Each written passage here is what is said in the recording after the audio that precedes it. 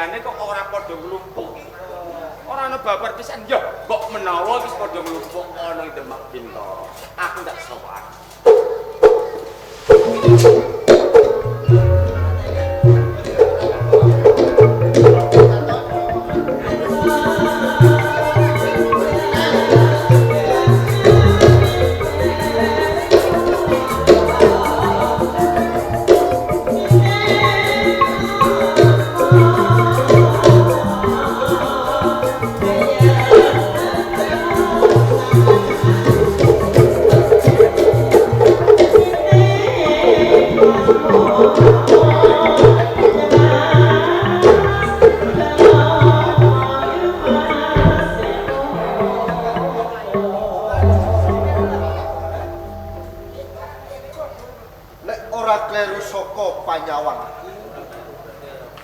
Kaya dening Dipati Terung Pecaton.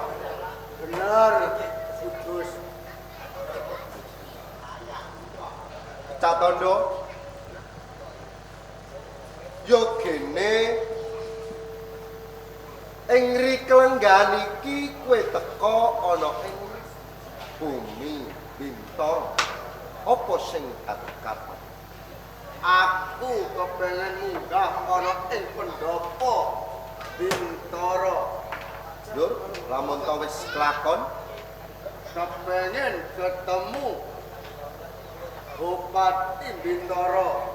Yen to wis ketemu bakal tak rangket tak swakno ana ing Mojopahit. Pecaton. Nek ngono ora beda karo aku. Nganti aku tunduk mejaga katentremaning papan ken. Merga kabeh mau aku uga ngemban dawuh kang supaya sepisan aku mbalekake wong-wong Mojopahit klebu kowe sing arep munggah ana ing Bintoro. Cetha. Kowe dadi pepalangku. Jaluk pisan maneh.